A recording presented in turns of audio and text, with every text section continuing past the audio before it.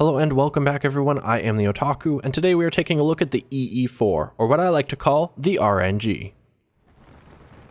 The EE-4 was released as part of the Bespin DLC and available through the HUT contract Santa's Legacy.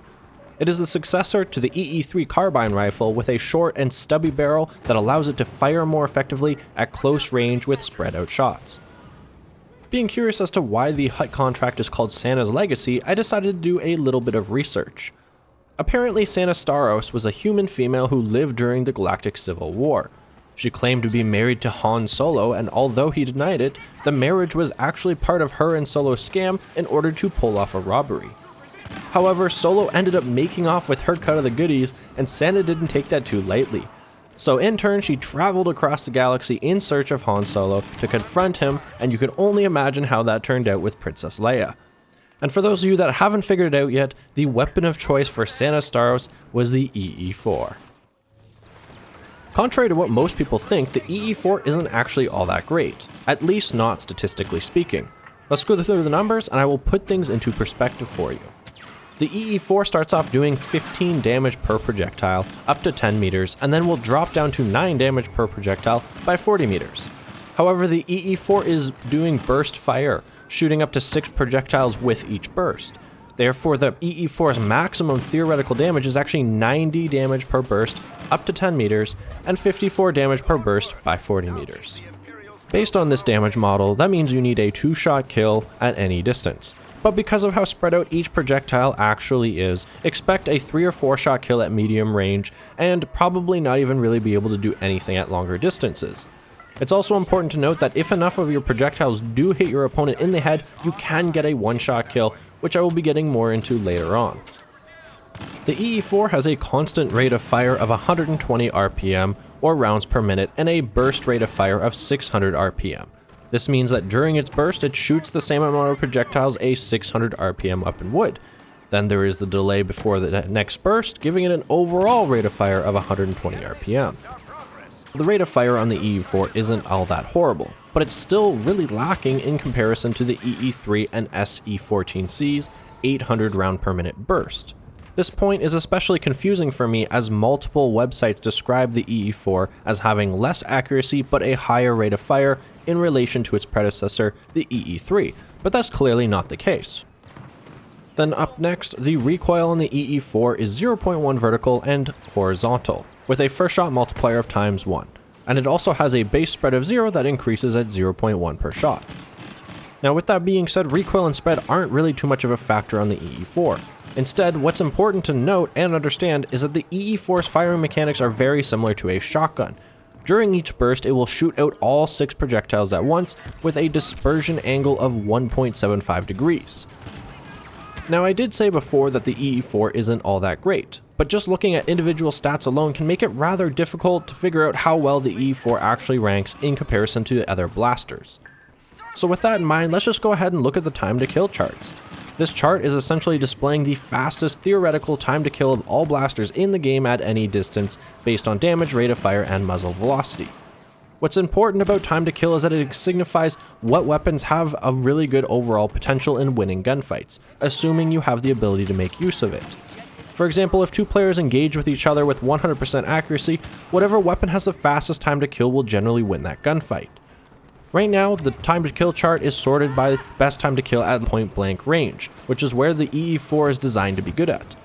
With that being said, the EE-4 is placed 15th, with a time to kill that is pretty much double that of the SE-14C. Now changing things over to focus on a 15 meter range a little bit further out, the EE-4 is still in 13th place, behind many weapons that aren't even designed for close quarters combat. This is the same phenomenon that we saw with the DT-12 and DL-18 when they were released during the last DLC. Now if you think this is only because of the recent nerfs with the EE-4, then you are wrong.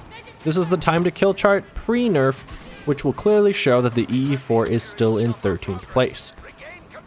So if the EE-4 sucks so much, at least statistically, it obviously begs the question of what makes it so good.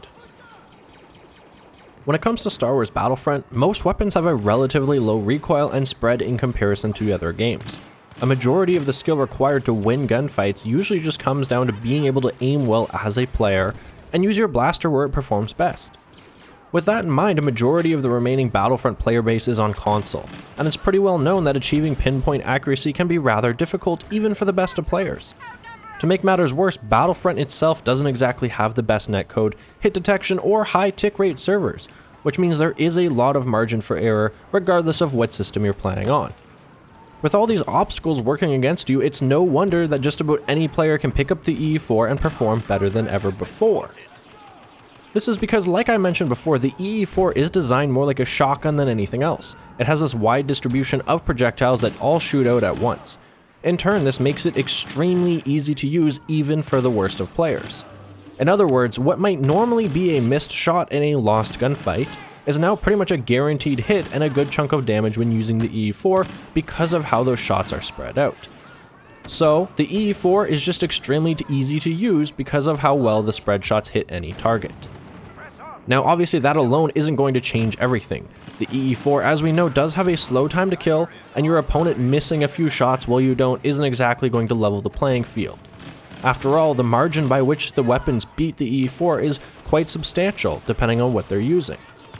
Instead, I think there's something else at play here, and I'm pretty sure it has to do with the EE-4's damage model and how well it works against the most popular loadout in the game. The Berserker back-to-bomb combo is by far the most widely used loadout in the game among any game modes. Using back-to-bomb preemptively gives you an overheal of 30 HP, while Berserker trait at rank 3 provides you with 50% damage reduction after you are below a certain amount of health. Together they make for an ultimate infantry loadout meant specifically for winning gunfights and getting that high KD. Now remember that the EE-4 does up to 90 damage per burst at close range and therefore always needs a 2-burst kill. The important thing to note here though is that second burst is going to equal to 180 damage, not 100. So there's 80 damage more than you actually need, 80 damage of overkill.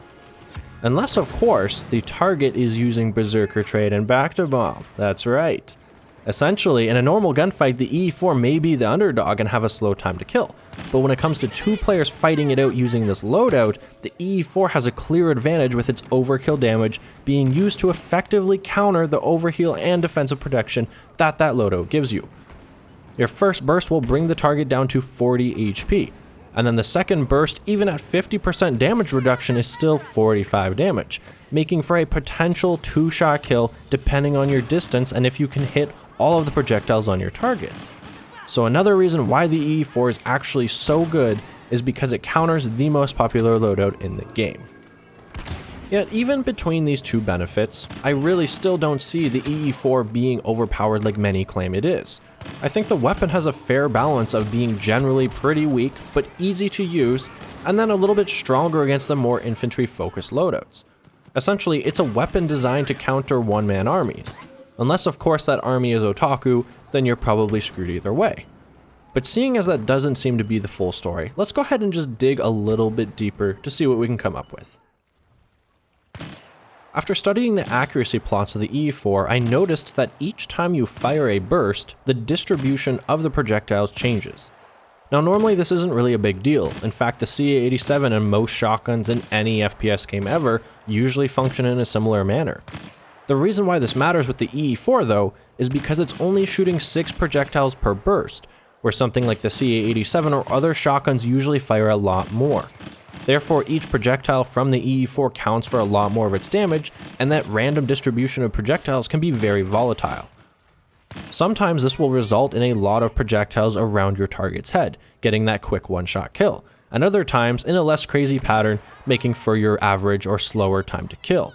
So literally every single time you fire your weapon, you can expect random amounts of damage depending on the spread of each burst. The further you are away from your target, the more this becomes apparent. But it is an issue in close quarters combat, usually in the form of random one-shot kills. My next discovery, which was a little bit more obvious, I'm sure many of you have noticed it yourselves, is the ever so frustrating perfect rhythm syndrome. This is where if you fire the weapon very quickly, the blaster will sometimes stutter, pausing for a moment before it fires again, or shoot in rapid bursts. To better illustrate this, I recorded me shooting the weapon in a closed-off environment where I was able to achieve the stuttering and the rapid burst in one clip. I then extracted the audio files and examined the sound waves. Now normally you would expect a burst fire weapon with a static delay between each shot to have a rather consistent looking pattern. It should be something like sound, pause, sound, pause, sound, pause, with a similar delay between each burst until your weapon overheats. However, looking at the EE-4's behavior, you can clearly see that this is not the case. Slowing down the audio, it was very obvious there are times where it's shooting way too quickly or it has too much delay, completely confirming my hypothesis. This means that if you shoot the weapon as quickly as you can, it will either jam up, potentially getting you killed, or fire rapid bursts, resulting in an absurdly fast time to kill. So essentially, firing the weapon really quickly is going to result in random burst delays. And between these two random variables, you literally never know when you're going to be the underdog or completely obliterate the enemy simply because of RNG. I believe this is the major contributing factor as to why the EE-4 can sometimes be perceived as overpowered when really it's just some broken mechanics. The EE-4 is obviously designed for close quarters, and it's going to do best on game modes like Extraction or Sabotage, where you really need to get up close to the objective and can engage with enemies at a very close distance. However, if played intelligently, where you move around the map behind cover and only engage enemies at that close distance, then you can get away with using it wherever you want. It's just going to depend on your skill as a player. Alternatively, you can use focus fire to cluster all your projectiles into a single mass that will hit targets at very long distances, allowing you to offset that weakness when you're playing on bigger game modes. For the rest of my loadout, I generally like to use Berserker Trade and Back to Bomb, then swapping out focus fire for either disruption or adrenaline stim depending on the situation. If you are a stealthy type player, you can use Scout Trade instead of Berserker, but you need to be absolutely amazing at 1v1 engagements and probably need at least Back to Bomb to be able to pull it off. Because of the broken weapon mechanics, aka random burst fire and random projectile pattern, the EE-4 is a little bit difficult to come up with a strategy with. No matter what I say, sometimes you're just gonna win and sometimes you're just gonna lose. Either way, it's certainly going to make for some fun experiences if your idea of fun is playing Russian roulette. However, we can minimize the effects of this RNG. First, by engaging at a closer distance where the random spread pattern is less likely to make a huge difference in your damage, but still give you random one-shot kills, which is always awesome. And then you can kind of counter perfect rhythm syndrome by shooting at a slower and more consistent rate as to not trigger the effects, hence the name Perfect Rhythm Syndrome. Unless of course you're like me and you drink salty tears of hate during every gaming session. Thank you guys for watching. I hope you enjoyed all the crazy analysis and research I did for this video. Don't forget to like, subscribe, or even donate to support the future of Otaku. They are all very much appreciated and help me sleep at night. Lots more videos to come, but until then, as always, may the Otaku be with you.